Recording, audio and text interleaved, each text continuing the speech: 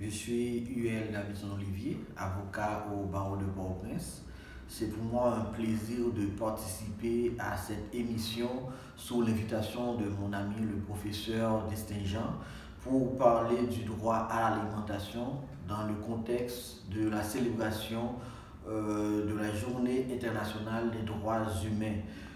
Aujourd'hui, tout d'abord, je vais parler du droit à l'alimentation, mais avant d'aborder la question de fond en comble, je vais vous parler de la Journée internationale des droits humains qui représente pour moi une journée de réflexion, une journée de sensibilisation, de concrétisation et une journée où on met en valeur les combattants, les chercheurs, les activistes, vraiment toutes les personnes impliquées pour le bonheur, pour le bien de l'humanité à travers les droits humains.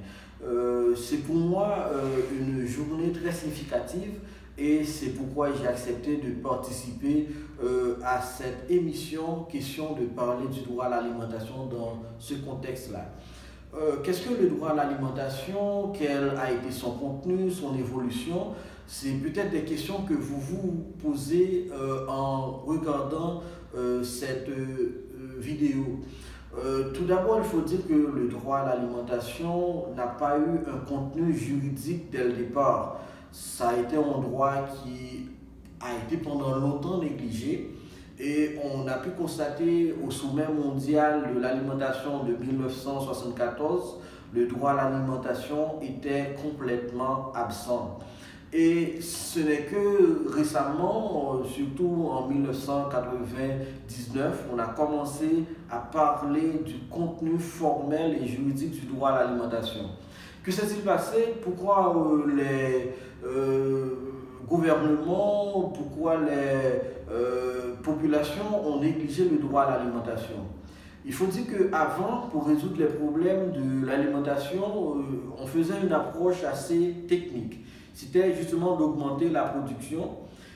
C'est grâce aux recherches de deux grands auteurs, un auteur qui vient de l'Inde, qui s'appelle Mathias Sen, qui a fait une analyse sur la famine au niveau du Bangladesh. Et il a expliqué justement le fait qu'on a négligé l'aspect humain par rapport à l'alimentation. Cela a causé beaucoup de problèmes de famine, d'insécurité alimentaire et de malnutrition. Et c'est lui qui a en premier initié le rôle du droit dans l'alimentation. Ensuite, il y a eu justement un autre auteur norvégien qui, lui, travaillait pour le ministère des Affaires étrangères de la Norvège, où il a expliqué que l'État a des rôles à jouer par rapport à l'alimentation. À la faveur de ces deux travaux, le comité des droits humains, spécifiquement le CODES, le comité des droits économiques, sociaux et culturels, justement, à travers son groupe de recherche, a spécifié le contenu du droit à l'alimentation. Et justement, c'est parce que les gouvernements le trouvaient important par rapport à la définition du droit à l'alimentation. Et c'est lors du sommet mondial sur l'alimentation 1996, les États ont pris deux engagements. Le premier, c'était de clarifier le contenu du droit à l'alimentation. Et le deuxième a été justement d'éradiquer la faim dans le monde de moitié par rapport à la population affamée dans le monde. Du coup, aujourd'hui, le droit à l'alimentation a deux composantes. La première composante, c'est le droit à une nourriture suffisante. Et la deuxième composante, c'est justement c'est la question d'éradication de la faim. Donc, c'est que tout le monde a le droit d'être à l'abri de la faim dans le monde. Tel est donc le contenu du droit à l'alimentation. La deuxième question que mon ami Destin-Jean m'a demandé de répondre, c'est justement quel est le rôle de l'État dans la matérialisation du droit à l'alimentation. L'État a, selon la FAO, l'organe de l'ONU, on va en parler tout à l'heure, qui gère la question de l'alimentation et de l'agriculture, l'État a 3 obligations par rapport à l'alimentation, à la sécurité alimentaire globalement. La première obligation de l'État, c'est justement de protéger le droit à l'alimentation. La deuxième, c'est de garantir le droit à l'alimentation et la troisième, c'est de matérialiser, de donner effet au droit à l'alimentation. Le premier, l'État doit respecter le droit à l'alimentation. Pourquoi l'État doit respecter le droit à l'alimentation? Donc l'État ne doit pas être l'organe qui empêche aux individus de jouir pleinement de leur droit à l'alimentation. Deuxièmement, l'État doit justement contrôler son territoire afin de bien nourrir sa population. Et troisièmement, l'État doit prendre des mesures adéquates, des mesures législatives, budgétaires, administratives et autres techniques pour justement répondre aux problèmes de la faim qui traversent dans les pays. En ce sens, l'État a vraiment une grande obligation et il revient à l'État au premier chef de résoudre les problèmes de la faim sur son territoire. Et on se demande actuellement en Haïti comment ça se passe. Il faut dire que en Haïti, le droit à l'alimentation est quasiment absent parce que nous avons beaucoup de problèmes de la faim. Nous avons une population qui est justement plus de la moitié de la population vivent dans l'insécurité alimentaire, la faim et la malnutrition. Et aussi, c'est vrai qu'à l'article 22 de notre Constitution, on a parlé du droit à l'alimentation, mais le droit à l'alimentation n'est pas effectif. La troisième question, c'est donc quel est le rôle de la FAO dans tout ça, puisqu'il y a beaucoup de problèmes de la faim dans le monde.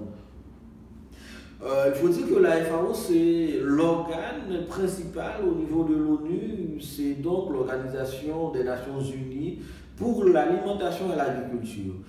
Son rôle principal de nos jours, autrefois, c'était justement de donner des réponses ponctuelles par rapport à l'alimentation. Mais aujourd'hui, en fait, le problème de la faim est tellement transversal, on voit la FAO comme une institution clé qui incite les États à prendre les mesures nécessaires en vue de résoudre les problèmes de la faim. Donc, en ce sens, c'est une institution clé dans le monde et la FAO a toute une politique pour travailler avec les États. Autre question qu'on pourrait poser par rapport au droit à l'alimentation, qu'en est-il aujourd'hui de la société civile? Eh bien, la société civile joue un rôle extraordinaire parce que avec les rapporteurs spéciaux des Nations Unies sur l'alimentation, les organisations de la société civile doivent véritablement participer à travers des rapports, à travers justement des plaidoyers pour inciter les États à prendre des initiatives sur l'alimentation et résoudre le problème de la faim sur leur territoire, dans leur pays. Et la dernière question à se poser, puisqu'on parle des droits humains, est-ce qu'on peut considérer le droit à l'alimentation, comme un droit fondamental, 2, comme un droit justiciable ou effectif? Rapidement, pour faire court, il faut dire que le droit à l'alimentation, c'est un droit fondamental. C'est un droit qui fait partie de la deuxième génération des droits humains, principalement des droits économiques, sociaux et culturels, mais il faut dire que le droit à l'alimentation est inscrit dans plusieurs instruments juridiques internationaux et même dans des constitutions nationales. Par exemple, on trouve le droit à l'alimentation à l'article 25 de la Déclaration universelle des droits de l'homme, à l'article 11, paragraphes 1 et 2 du Pacte international relatif aux droits économiques, sociaux et culturels. On le trouve dans l'observation générale numéro 12 de la FAO et récemment les directives volontaires pour la concrétisation effective du droit à l'alimentation dans un contexte de la sécurité nationale. Donc c'est justement pour vous dire qu'il y a une panoplie de textes internationaux qui traitent de la question de l'alimentation. Et dans certains pays, par exemple en Haïti, à l'article 19 et 22, on a parlé du droit à l'alimentation, on fait référence à l'alimentation, etc. Mais ce droit reste un droit vide par rapport aux poursuites judiciaires, parce que jusqu'à maintenant, certains pays ne font pas du droit à l'alimentation un droit justiciable. Et c'est vrai, au début, le problème se posait par rapport au contenu du droit à l'alimentation. Ce problème est résolu avec les Nations Unies, mais maintenant, le grand problème, c'est l'effectivité du droit à l'alimentation.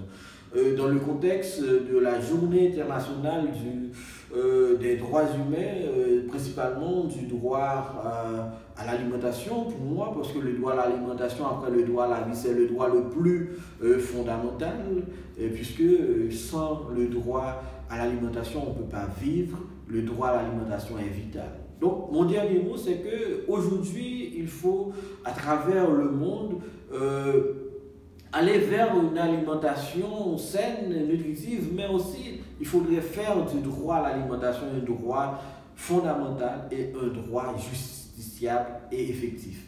Tel est mon message dans le cadre de la Journée internationale des droits humains et merci d'avoir suivi cette émission.